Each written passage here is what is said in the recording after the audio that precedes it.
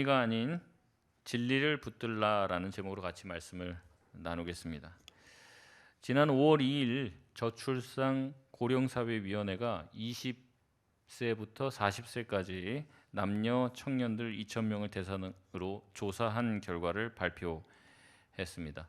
설문조사 결과를 보니까 청년들 10명 중에 4명이 결혼이 필요 없고 결혼을 생각하지도 않는다라고 대답했다고 얘기합니다.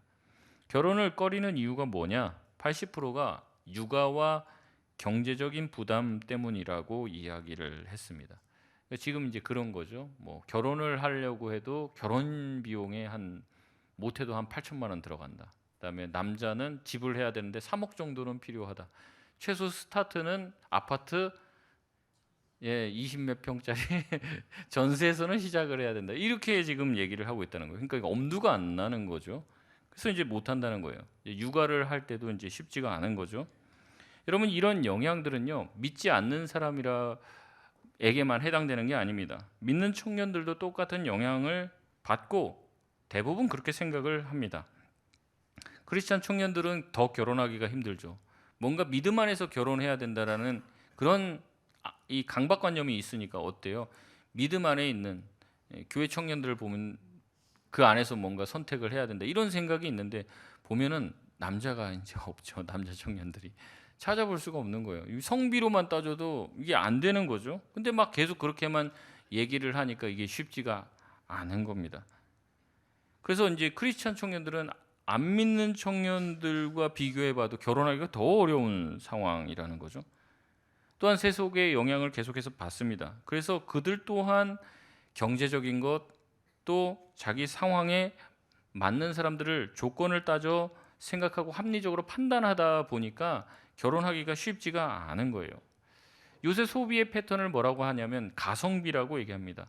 다들 이제 경제가 어렵다고 하고 물가가 높아지니까 이제 가성비, 가격 대 성능이 높은 거를 택하는 거예요. 그리고 최대한 어떤 물건을 사도 싸게 살려고 이제 돌아다닌다는 거죠. 옛날에는 어디서 판다 그러면 거기서 그냥 샀어요. 근데 지금은 그렇게 안 삽니다. 다 돌아보죠. 다 돌아보고 와서도 딴 데 또 가볼게요 이러면서 돌아보는 거예요. 그래서 내가 이 제품을 100만 원에 샀어요.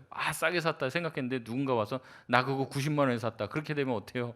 속았다라는 생각이 드는 거죠. 내가 소비에 실패했다라는 생각이 드는 겁니다. 그래서 계속 알아보고 계속 찾아보는 거예요. 그래서 최저가를 찾고 내가 합리적인 쇼핑을 하고 합리적인 소비를 하기 위해 절대 손해보지 않으려고 하는 습성이 사람들에게 있다는 거죠. 근데 이게 이제 결혼에도 그대로 영향을 미치게 됩니다. 결혼할 때 생각할 때 중요한 것은 가성비죠. 합리성을 가장 우선에 둡니다. 결혼했을 때 나의 인생에 결혼이 득이 될지 실이 될지를 따진다는 거죠. 합리적으로 계산합니다. 저 사람과 결혼을 해서 내가 뭔가 득이 된다면 하겠지만 내가 뭔가 더 헌신해야 되고 내가 손해를 볼 것 같아요. 그러면 합니까? 안 합니까? 안 한다는 거예요. 결혼을 해도 행복하지 않는다면 그것이 손해가 되기 때문에 하지 않으려고 합니다. 그래서 어때요? 결혼 대상이 없는 거죠. 나는 손해보지 않으려고 하면서 남 보고 손해보는 결혼을 하라고 하는 이게 잘 되겠냐는 거죠. 그래서 비슷한 사람과 맞춰보려고 하는데 이것도 쉽지 않게 되는 거예요. 그리고 막상 또 결혼해갖고 잘 사는 사람들을 찾아보기가 어렵습니다. 그러니까 점점 망설이게 될 수밖에 없다는 거죠.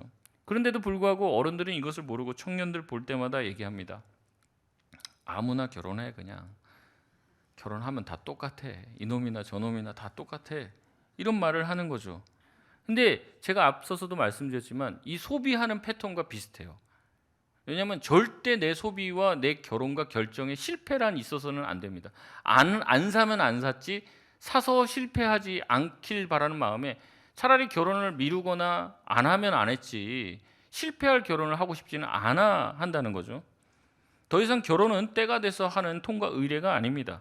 합리적으로 내가 생각하고 나의 상황과 내 주변의 배우자감들을 생각해서 결혼은 선택할 수도 있다라고 생각하는 게 지금의 이제 시대라는 거죠. 이렇게 결혼을 해도 문제입니다.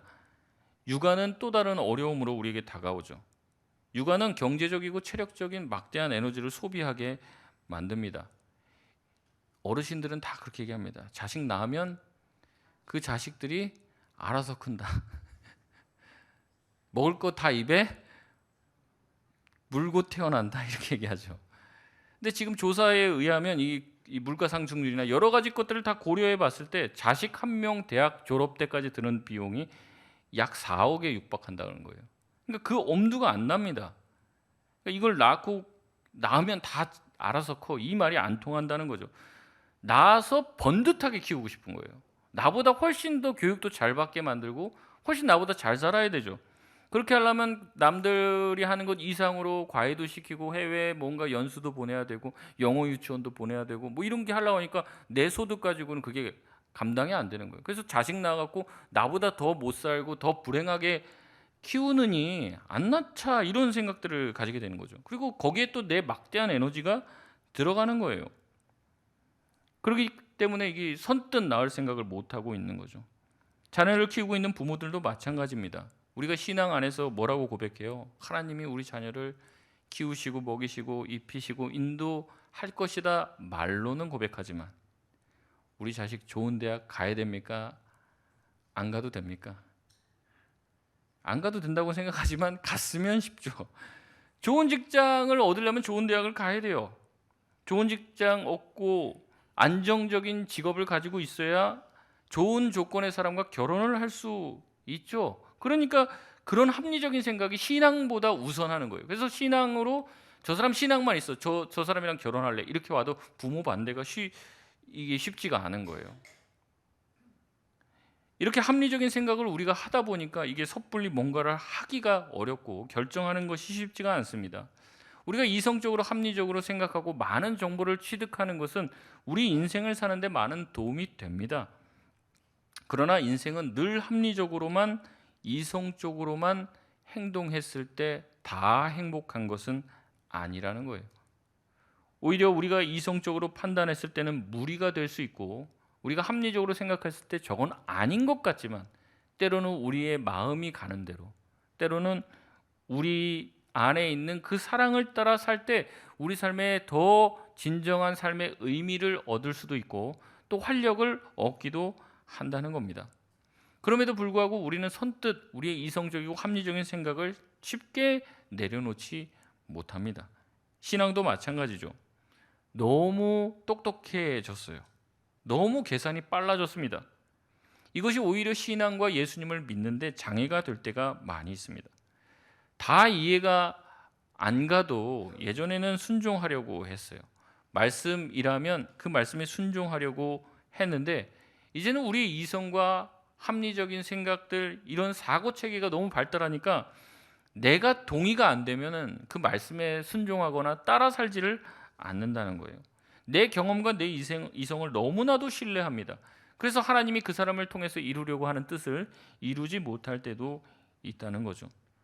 하나님의 말씀이 신앙인의 삶의 중심이 되지 못하니까 내 삶의 문제들을 말씀으로 이겨내지를 못하고 계속해서 신앙의 실패를 하게 된다는 거죠. 바라기는 오늘 말씀을 통해 우리의 이성과 우리의 경험보다 때로는 다 이해되지 않아도 하나님의 말씀을 듣고 하나님의 말씀에 순종하는 것이 우리의 삶에 훨씬 더 이로운 것이 될 수도 있음을 느끼시고 경험할 수 있는 귀한 시간 되시길 바랍니다. 오늘 본문의 말씀은 여호수아가 자기의 앞선 모세가 죽고 후계자가 된 이후에 이 가나안 정복 전쟁을 하기 직전에 하나님이 여호수아에게 하신 말씀에 대한 내용입니다. 하나님께서는 여호수아에게 여호수아 1장에 3번이나 이렇게 얘기하십니다. 강하고 담대하라. 상황이 이런 상황이에요. 이제 지금 막 이제 어린 나이에 완전히 어리다고 할 수는 없지만 이 여호수아에게 이제 리더로서의 역할이 주어졌습니다. 이제 새로운 사역을 시작해 나가야 돼요. 그때 주어진 말씀이 강하고 담대하랍니다. 그러니까 이 말씀의 의미가 야 이제 네가 새 일을 시작하고 새로운 지도자가 됐으니까 내가 너 도와줄게. 강하고 담대해라. 이런 말씀 정도로 우리가 생각하기 쉽습니다. 그러나 오늘 본문을 잘 읽어보면 그것이 아니라는 것을 알 수 있어요. 우리 7절 말씀 다시 한번 같이 읽어보겠습니다. 7절입니다. 시작. 오직 강하고 극히 담대하여 나의 종 모세가 내게 명령한 그 율법을 다 지켜 행하고 우로나 좌로나 치우치지 말라.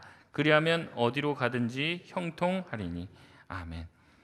하나님께서는 여호수아에게 강하고 담대하라고 하신 후에 뭐라고 얘기하십니까?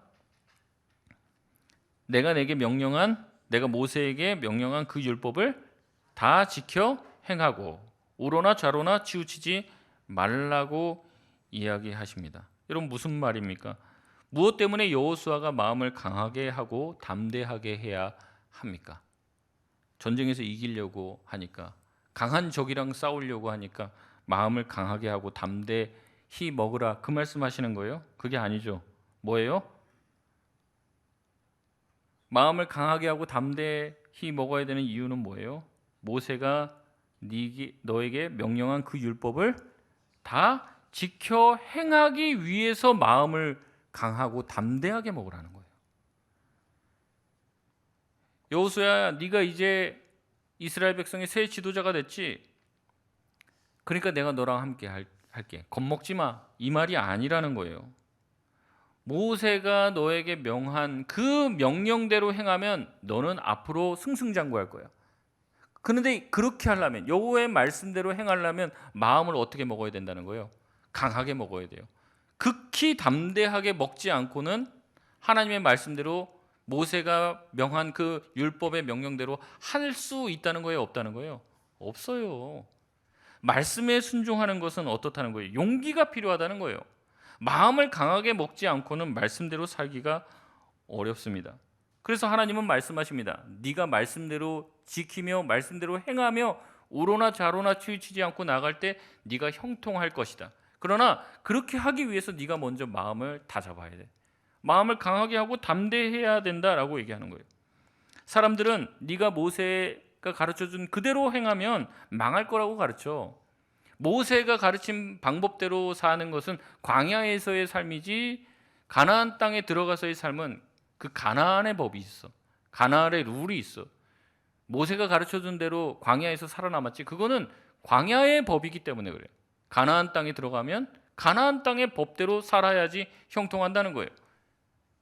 마치 교회에서는 하나님의 말씀이 통하는 것 같고 교회에서는 하나님의 말씀대로 움직이는 것 같은데, 세상 나가면, 로마에 가면 로마법을 따르라는 거죠. 세상 나가서 성공하려면 세상의 경제적 법칙을 따라서 움직이고 그렇게 해야지 승승장구할 거라는 거죠.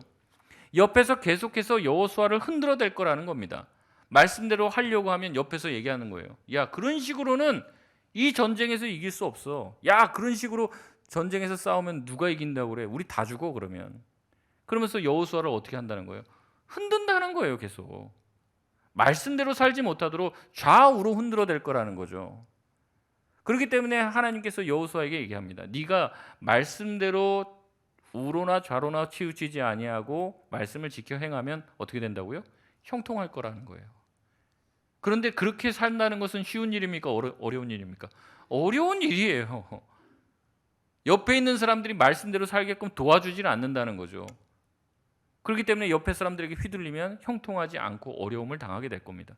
그렇기 때문에 말씀대로 살기 위해서는 여호수아에게 강하고 담대한 용기가 필요한 거예요.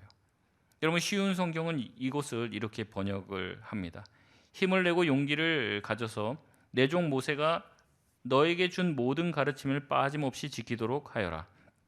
내가 그 가르침대로 행하여 왼쪽으로나 오른쪽으로 치우치지 않고 그대로 지키면 하는 일마다 다 잘 될 것이다. 공동 번역 한번 같이 보겠습니다. 같이 한번 읽어볼까요? 시작. 용기 100배, 있는 힘을 다 내어라.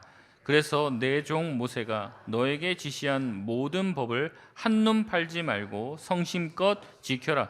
그리하면 내가 하는 모든 일이 뜻대로 되리라. 아멘. 말씀을 지키는 일은요, 용기 100배, 있는 힘을 다 짜내서 해야지만 지킬 수 있는 거예요.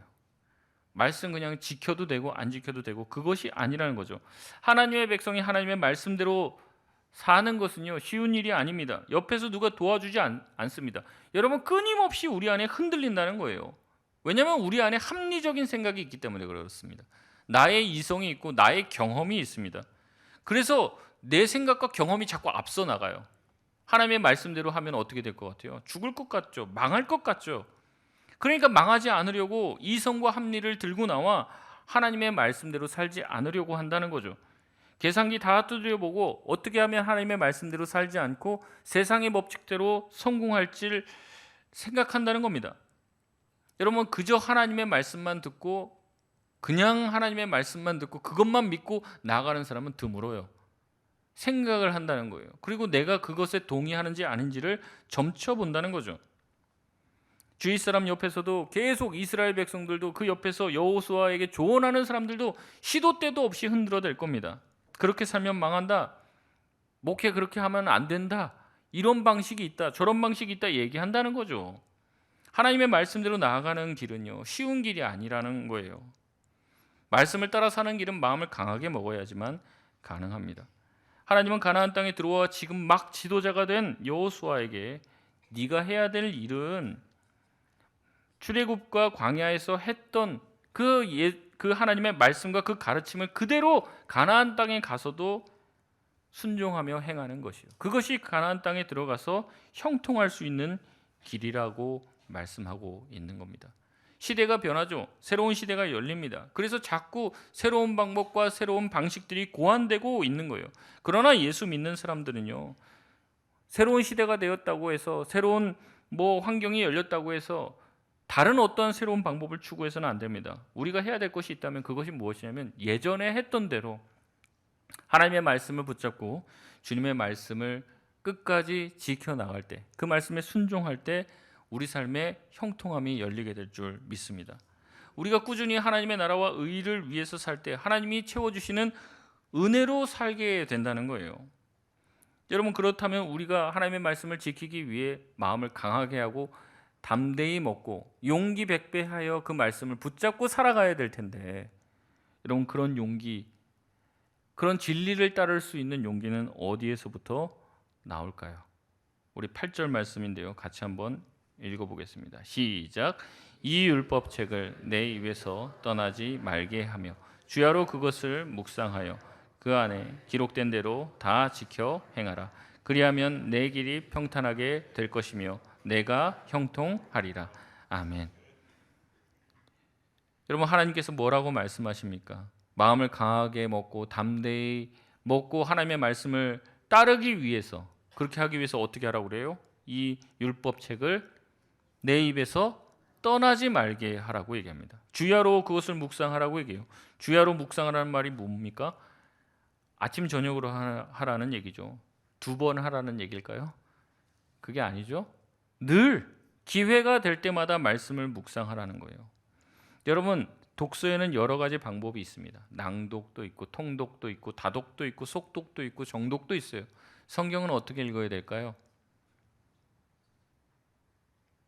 다 좋습니다. 다 안 읽는 게 문제지. 예, 읽는 건 다 좋죠. 근데 문제는 뭐냐면요. 성경을 특별히 어떠한 방법으로 읽어야 되냐라고 얘기했을 때 정독해서 읽어야죠. 정독. 하루에 100장, 200장을 읽으면 뭐합니까? 읽고 나서 아무것도 생각이 안 나요. 말씀을 다독하는 것은 좋은 거죠. 1년에 몇 독하겠다 그런 결심도 좋습니다. 그러나 때로는 우리에게 정독하는 이 습관이 얼마나 중요한지 몰라요. 이것을 가르쳐 묵상이라고 얘기하는데 묵상의 원어를 찾아보면은 이 사자가 짐승을 이제 잡아먹은 다음에 그 뼈다귀를 계속 핥아먹는, 그러면서 그렁그렁 막 되는, 으르렁 되는 것 같은 그 모습을 묵상, 되새김질하다라는 의미를 가지고 있어요. 그러니까 뭐 어떻다는 거예요? 그 한 절, 그 한 말씀, 그 한 단어에 꽂혀서 그 말씀을 계속해서 묵상하는 것. 그래서 우리가 말씀을 읽다 보면 어느 한 절에서 넘어가지 못하고 그 한 절을 가지고 씨름하는 것들이 필요하다는 거예요. 몇백 장, 몇천 장 있는 거 중요하죠. 근데 그것보다 더 중요한 게 있다면 뭐냐면 그 말씀을 읽으면서 그 말씀이 내 영혼에 새겨지는 것. 그 한 구절 한 단어가 내 가슴에 맺혀서 넘어가지 못하고 곱씹어서 정말 하나님의 말씀은 이것인데 내가 그 말씀대로 살지 못하고 이게 정말로 진리의 말씀이면 그 말씀 붙잡고 내가 그렇게 살아야 될 거 아니에요. 근데 왜 살지 못하는가? 왜 하나님께서 나에게 이렇게 말씀하시는가? 그거 갖고 씨름을 해야 되는데 그렇지 않고 그냥 넘어가 버린다는 얘기예요. 말씀은 묵상되어져야 합니다. 곱씹어야 된다는 거죠. 한 번 보고 치워버릴 게 아니에요. 한 번 듣고 또 듣고 해야 됩니다. 도대체 이게 무슨 의미인지 생각해야 한다는 거죠. 여러분 신학교 가면 처음에 성경 말씀에 대해서 배우는데 성경에 뭐 이런 기능 저런 기능이 있는데 성경이 명료성이라는 게 있다는 거예요. 그게 뭐냐면 배운 사람이나 학식이 있는 사람이나 학식이 없는 사람이나 누구든지 봐도 하나님의 뜻이 뭔지를 알 수 있게끔 성령께서 우리에게 가르쳐 주신다는 거죠. 우리가 안 들으려고 하니까 안 보려고 하니까 모르는 거예요. 무슨 히브리어 헬라어 뭐 이런 거 도통해야지 알 수 있는 게 아니에요. 누구든지 보면 물론 더 깊은 뜻 막 그 안에 숨어 있는 뜻을 밝혀내려면 우리가 신학적인 훈련을 받아야 됩니다. 그런데 그렇지 않고도 정말 글자만 읽을 수 있어도 읽으면은 뭘 알 수 있다는 거예요? 하나님의 뜻이 뭔지를 알 수 있다는 거예요. 그게 성경이 가지고 있는 특징이에요. 그래서 우리가 말씀을 읽으면서 곱씹어야 읽어야 돼요. 곱씹어서. 왜 하나님이 나에게 강하라고 얘기한가? 왜 담대하라고 얘기하는가? 왜 나는 말씀에 순종하며 따라가지 않는가? 내 삶이 왜 형통하지 않는가? 말씀을 비춰서 해석해 보라는 거죠. 자기 말씀, 자기 삶을 돌아봐야 된다는 거예요. 그 말씀 그 한 구절을 하루 종일 붙들어 봐야 된다는 거죠. 생각하고 집사님 우리가 지난주에 큐티 이거를 나눴잖아요. 집사님이 이거 어떻게 생각해? 나 이거 한 주 동안 여기에 지금 딱 걸려서 내가 소화가 안 돼갖고 내가 이번 한 주 동안 이 말씀을 묵상했는데 집사님은 어떻게 생각해? 우리가 그런 나눔이 있어야 돼요. 근데 뭐 읽었는지도 모르고 뭘 들었는지도 모르고 그냥 넘어간다는 거죠. 그러니 말씀대로 살기는 참 쉽지 않은 거예요. 우리가 말씀을 묵상하고 우리의 영혼에 그 말씀을 새겨 넣을 때 그 말씀이 저와 여러분의 삶을 변화시킬 줄 믿습니다. 웨스트민스터 신대원의 박성환 교수는 이렇게 얘기해요. 성도는 아무리 바쁜 일상을 살아가도 특별한 경우를 제외하고는 주일날 강단에서 선포되는 하나님의 말씀을 경청하고 묵상해야 한다라고 말했습니다. 이 말은요, 제가 이 말씀을 특별히 인용한 것은 제가 지금 하는 말은 사람의 말이 아니라 하나님의 말이니까 잘 들어라 그 말씀 드리는 게 아닙니다. 그러니까 저도 그래요. 제가 여기서 얘기하다 보면 제 생각이나 저의 어떤 불순물이 섞여 들어갈 수도 있어요. 그런데 그거랑 상관없이 저도 부족하고 자격도 안 되는 사람이지만 하나님이 저를 여기 세워주셨단 말이죠. 그리고 여러분 여기에 불러 모아 주셨습니다. 그러면 하나님께서 저와 여러분에게 하시려고 하시는 말씀이 있을까요? 없을까요? 있어요. 그것을 앞에 세워준 제가 탁월해서가 아니라 제가 맡은 그 직인 때문에 저를 통해 여러분에게 하려고 하시는 하나님의 말씀이 있다는 거죠. 그럼 여러분이 어떻게 해야 됩니까? 그거를 들어야죠. 그러니까 드러내야 됩니다. 드러내야 돼요. 하나님의 말씀, 하나님이 나에게 지금 오늘 하려고 하는 말씀이 무엇인지를 내가 드러내야 되는 거죠. 그냥 들려서 듣는 게 아니에요. 오늘은 좀 안 들리네. 목사님이 설교 준비를 대충 하셨나? 뭐 그게 아니라 오늘은 좀 졸리네. 뭐 이런 게 아니에요. 여러분이 오늘 이 자리에 왔다면 그것은 하나님의 인도하심이 있고 오늘 여러분에게 하고 싶은 하나님의 말씀이 분명히 있다는 걸 여러분이 깨달으시길 바랍니다. 그럼 내가 그것을 드러내야 되는 거예요. 드러내야 되는 거. 뭐 피곤하실 수도 있고 뭐 여러 가지 뭐 사정이 있을 수도 있고 지금 무슨 말을 하는지도 모르겠고 뭐 그럴 수도 있지만 어쨌든 한마디라도 하나님께서 저와 여러분에게 하실 말씀이 있다는 것을 마음에 믿고 그것을 잘 듣고 또 묵상을 해야 되는 거죠. 옛날에는 한 번 듣고 이제 끝났는데 지금 하나님께서 이제 그 말씀의 사역을 열어주려고 하시는지 뭐 인터넷에 뭐 유튜브에 올라가잖아요. 우리 홈페이지라든지 유튜브에 가면은 제가 주일날 했던 말씀을 다시 들을 수 있습니다. 지나간 말씀인데 가끔 어떤 집사님들이 와서 그래요. 옛날 목사님 거 뭐 찾아봤는데 거기서 은혜를 받았다는 거예요. 근데 왜 그때는 들었을 때 별로 그때 그 말씀했던 게 기억이 잘 안 난다는 거죠. 그러니까 묵상의 힘이 뭐냐면요. 여러분 같은 책도 반복해서 읽잖아요. 우리가 아마 성경 읽으실 때도 그럴 거예요. 반복해서 읽다 보면 그전에는 몰랐던 것들이 눈에 들어와요. 그전에는 스쳐 지나갔던 구절이 눈에 들어오고 그게 눈에 띄고 그 말씀이 나한테 꽂히는 거예요. 여러분 하나님이 그것을 통해서 저와 여러분에게 말씀하는 줄 믿습니다. 그래서 우리가 묵상해야 돼요. 다시 듣기, 다시 읽기, 이게 필요한 거예요. 그냥 막 읽고 넘어가서 될 일이 아니라는 거죠. 주일날 우리에게 주시는 말씀을 대충 한번 듣고 흘려야 되는 게 아닙니다. 적어놓고 곱씹고 묵상하고 다시 듣고 다시 듣고 다시 듣고, 이게 우리한테 필요한 거예요.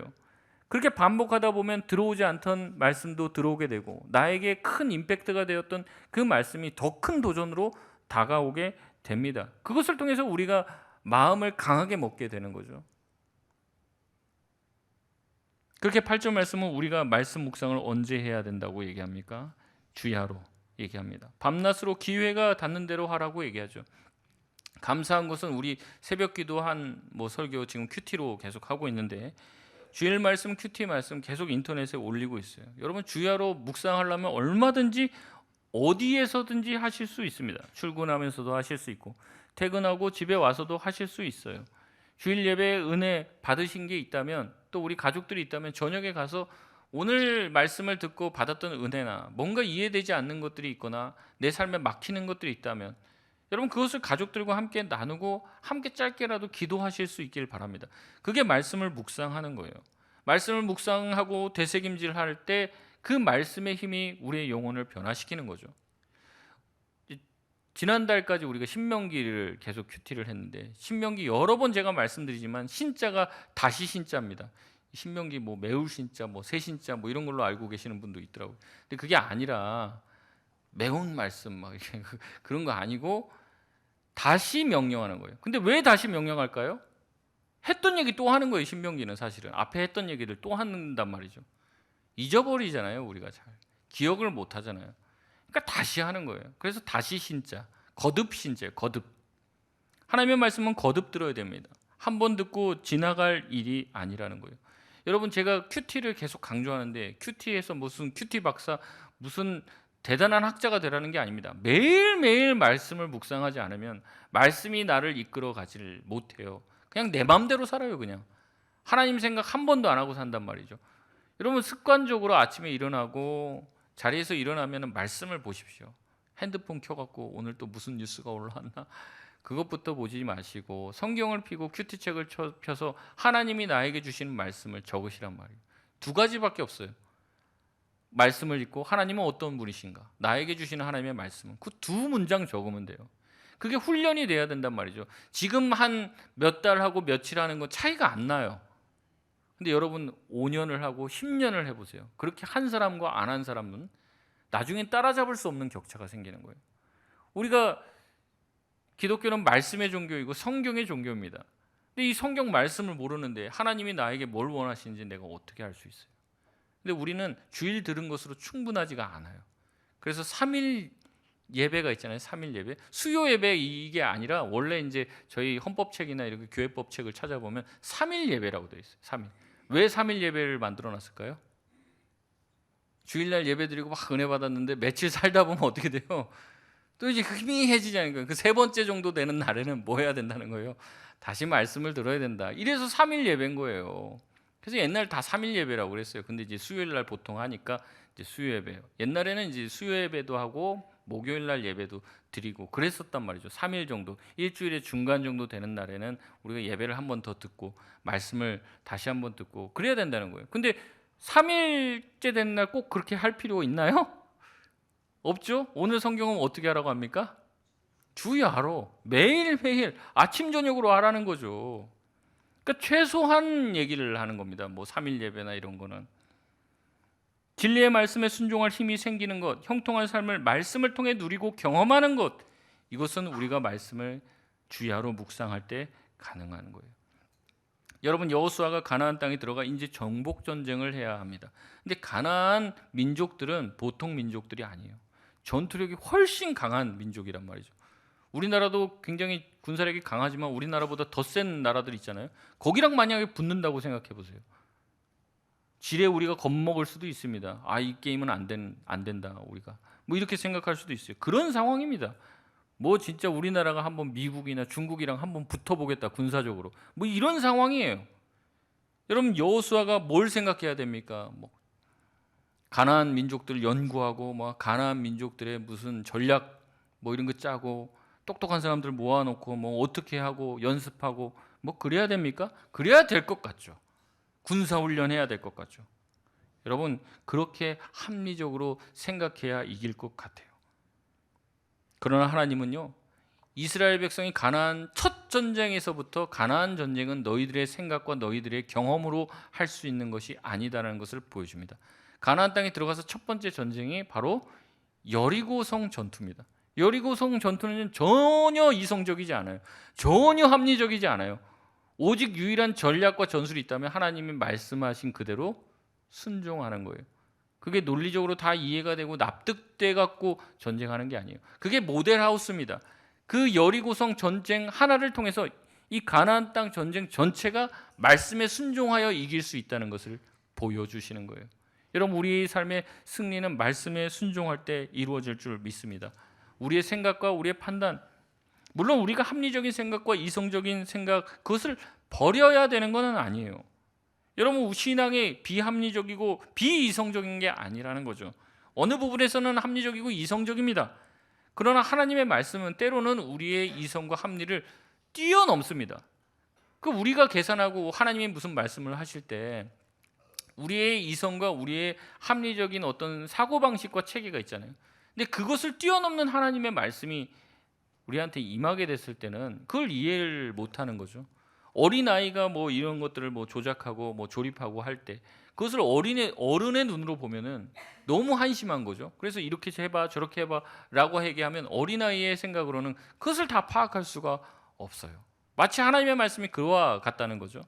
하나님이 신적인 지혜와 지식들을 가지고 우리에게 초이성적이고 초합리적인 말씀을 하시는데 우리는 우리의 작은 지식과 우리의 합리적인 생각으로 하나님의 말씀을 판단하는 거예요. 절대 그런 방식으로는 가나안의 전쟁이 이루어질 수 없는 거죠. 하나님은 우리의 인생을 길게 보시고 멀게 보십니다. 우리의 생각보다 더 뛰어난 지식을 가지고 지혜를 가지시고 우리에게 말씀하는 줄 믿습니다. 그래서 때로는 우리의 생각과 우리의 판단과 맞지 않더라도 하나님의 말씀에 순종하는 것이 더 유리하고 더 우리에게 이로울 수 있다는 거예요. 우리가 그것을 믿고 나아가려면 뭐가 필요한 거예요? 결국에는 강하고 담대한 마음이 필요한 거예요. 근데 이 마음은요, 말씀을 지속적으로 주야로 묵상할 때만 우리에게 주어진다는 겁니다. 내가 마음을 강하게 먹어야지. 이래 갖고 마음 강하게 먹어지시나요? 나 한번 마음 담대하게 먹어야지. 주먹을 불 끈진다고 그 마음이 생기는 게 아니에요. 우리의 마음이 강하고 담대해지는 것은 오로지 주야로 말씀을 묵상할 때 우리에게 주어지는 줄 믿습니다. 여러분 삶에 뭐 많이 바쁘시잖아요. 많이 어려우시잖아요. 그렇지만 이 말씀을 묵상하는 것, 진리인 말씀을 묵상함으로 여러분의 마음의 담대함을 회복하시길 바랍니다. 그래서 하나님의 말씀대로 살아가는 것들이 인생을 망하게 할 것 같고 뭐 큰 손해를 보는 것 같은 마음이 들게 할 때도 우리가 말씀을 묵상하다 보면 말씀대로 살아도 망하지 않는구나. 주님이 나를 지켜주시고 이기게 하실 것이라는 확신이 들고 그 확신 때문에 말씀대로 살아나가며 형통함을 경험케 된다는 거죠. 여러분 이렇게 말씀대로 사신 분이 누구십니까? 바로 예수님이죠. 예수님 또한 말씀으로 사신 분이에요. 이성적으로 행동하시고 합리적으로 행동하신 것이 아니라 주님은 말씀으로 우리를 대하셨습니다. 특별히 예수님은 말씀대로 우리를 사랑해 주시고 말씀대로 이 땅에 오셔서 우리를 위해서 십자가에 죽어 주셨죠. 만약에 예수님이 합리적으로 이성적으로 계산하면은 저와 여러분 같은 사람 뭐하러 구원해 주십니까? 만약에 이성적으로 합리적으로 생각하면 저 같으면 제 지식으로 생각했을 때 저 같으면은 이건희 회장님을 좀 이렇게 예수 믿게 해갖고 교회도 크게 몇 채 짓고 절 많이 지었다잖아요. 그러지 않고 뭐 그렇게 해서 이거 봐라 하나님 잘 믿었더니 우리나라 최고의 부자가 되고 세계적인 기업을 세웠지 않냐? 뭐 이렇게 해서 전도하겠어요. 그럼 훨씬 더 전도 잘 될 거 아니에요. 대통령부터 시작해서 줄줄이 다 예수 믿는 사람만 대통령 되게 만들면 저와 여러분 같이 힘없고 뭐 영향력도 없는 사람 못하러 구원하십니까? 오히려 저와 여러분 때문에 예수님의 이름이 더 땅에 떨어지고 모욕받을 때도 많잖아요. 예수님이 합리적으로 생각하셨고 하나님이 합리적으로 이성적으로 판단하셨다면 저와 여러분을 왜 사랑했냐는 거죠. 그럴 이유가 없습니다. 주님은 합리가 아니라 사랑을 따르셨고 합리가 아니라 말씀을 따라 저와 여러분을 구원해 주셨습니다. 이 주님의 사랑과 주님의 구원은 계산하지 않은 조건이 없는 그런 사랑이라는 거예요. 그래서 이런 하나님의 사랑과 구원의 은혜는 차별이 없습니다. 누구에게나 믿는 모든 자에게 주어지는 구원입니다. 로마서 3장 22절에 이렇게 말씀하고 있습니다. 곧 예수 그리스도를 믿음으로 말미암아 모든 믿는 자에게 미치는 하나님의 의인이 차별이 없느니라. 아멘. 예수님이 합리적으로 우리를 사랑하고 구원하시려고 했다면 우리 중에 구원받을 사람은 그렇게 많지 않을 거예요. 예수님은 계산하지 않으셨습니다. 조건을 달지 않고 우리를 사랑해 주시고 말씀으로 우리를 먹이셨습니다. 여러분 왜 그렇습니까? 사랑은 이성과 합리를 뛰어넘는 것이죠. 예수님이 가셨던 그 십자가의 길은 이성과 합리로는 갈 수 없는 길이에요. 하나님의 말씀에 순종한 길이었고 그 길을 갈 때 저와 여러분은 구원하실 수 있다는 그것을 아셨기 때문에 그 길을 걸어간 것이죠. 여러분 우리가 우리 자녀를 생각해도 마찬가지 아닙니까? 초반으로 다시 돌아가서 우리가 이성적으로 합리적으로 생각하면 자식을 낳았을까요? 물론 지금 후회하시는 분들도 계시겠지만 합리적으로 생각하면 자녀를 낳는 건 손해입니다. 여러분 합리적으로 생각하면요 가장들이 제일 불쌍한 사람이에요. 왜 자기가 뻣빠지게 돈 벌어갖고 자식들을 위해서 가정 아내한테 막 갖다 주고 왜 그렇습니까? 자기가 그건 다 쓰면 되지. 내가 벌었는데. 그럼 바보 아닙니까? 자기가 벌었는데 자기가 쓰면 되지. 뭐하러 그걸 가족을 나눠주냐는 거죠. 그러나 정상적인 가장이라면 그것은 행복이에요. 내가 열심히 일해서 내가 번 돈으로 우리 아이들을 먹이고 우리 아내와 우리 가정이 행복할 수 있고 이 물질로 인해서 우리 가정을 유지할 수 있고 이런 게 아깝다고 생각합니까? 손해라고 생각을 해요? 저런 거 태어나갖고 내 인생에 도움이 안 된다고 그렇게만 생각하냐는 거죠. 그렇지 않다는 거예요. 정상적인 가정이라면 자녀를 투자의 대상으로 보지 않습니다. 자녀 키우면서 귀족이 하나까지 다 가계부에다 적어놔서 나중에 크면 내가 받아나겠다 청구서 내가 줘야지 그렇게 생각하는 사람은 없다는 거예요. 그 자녀에게 많은 돈과 에너지와 물질이 다 쏟아져도 그 아이가 잘 자라고 있고 행복하게 자라는 그 모습을 보면서 부모는 어때요? 행복감을 느끼는 거죠. 그러니까 바보죠, 바보. 이성적으로 생각하면 그렇게 할 수가 없어요. 왜 어떻게 보면 자기가 낫기는 했지만 나와 어떤 상관도 없는 전혀 나와는 다른 그 객체에게 왜 쏟아부어주고 자기가 혼자 좋아합니까? 이성적으로 합리적으로 생각하면 있을 수가 없는 일이에요. 근데 거기서 행복을 느껴요. 거기서 삶의 의미를 찾는 거예요. 여러분 저와 여러분이 다 이성적으로 합리적으로 살아야지 행복할 거라고 생각합니까? 천만의 말씀입니다. 우리 인생의 대부분은요 이성과 합리를 뛰어넘는 거예요. 사랑이고요, 우리 안에 있는 정이고요, 우리 안에 하나님께서 주신 은혜로 살아갈 때 나랑 뭐 아무 상관없는 아이들한테 교회 아이들하고 닭강정 왜 사주고 토요일 날 나와서 왜 떡볶이 만들고 뭐하러 그러십니까? 안 나와도 되잖아요. 근데 왜 나와서 그 일을 하냐고. 그거 한다고 무슨 아르바이트 비용 주냐고요. 그런 것도 아니에요. 근데 그렇게 하는 것은 내가 가지고 있는 합리와 이성을 뛰어넘는 일이라는 겁니다. 여러분 우리 가운데 주신 하나님의 은혜를 기억하시길 바랍니다. 우리의 대부분의 인생은 우리의 이성으로 설명이 되지 않는 것이에요. 우리에게 주신 하나님의 은혜를 기억하며 사실 수 있는 저와 여러분 되시길 바랍니다. 말씀을 맺겠습니다. 우리의 인생은 이성과 합리로 우리의 생각과 경험으로만 만들어지지 않습니다. 특히 그리스도인의 삶은 더욱 그렇습니다. 그리스도인은 하나님의 말씀을 따라 살아나갈 때 형통하게 될 줄 믿습니다. 그렇기 때문에 우리와 우리의 가정은 하나님의 말씀을 주야로 묵상해야 돼요. 그리고 우리 자녀들도 얘기하는 거죠. 아유 아빠 엄마 그렇게 말씀대로 살면 다 망해.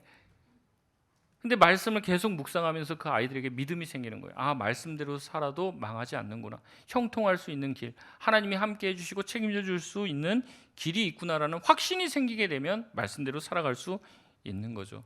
여러분, 우리가 우리의 자녀를 말씀으로 키워야 될 줄 믿습니다. 우리의 자녀는요, 우리 옆집 아줌마와 내가 경쟁해서 이기라고 우리에게 주신 도구가 아닙니다. 비교할 필요 없어요. 자녀를 자기의 못다한 꿈을 이루는 어떤 대리만족을 느끼는 대상처럼 생각하셔도 안 됩니다. 우리 자녀는 하나님이 저와 여러분에게 맡기신 영혼입니다. 그 자녀를 키우며 노엽게 하지 말고 말씀으로, 믿음으로 양육해야 합니다. 우리의 부모 또한 마찬가지죠. 부모는요, 내 지갑이 아닙니다. 부모는 잔소리하려고 나에게 하나님이 주신 그런 존재가 아니에요. 내가 원해서 우리 부모를 택하지는 않았습니다. 하지만 평생 하나님의 말씀대로 그 부모에게 순종할 책임을 하나님은 저와 여러분에게 지워 주셨습니다. 그 부모를 단순히 순종하라고 말씀하지 않죠. 공경하라고 이야기합니다. 공경하지 못할 만한 이유는 있어요.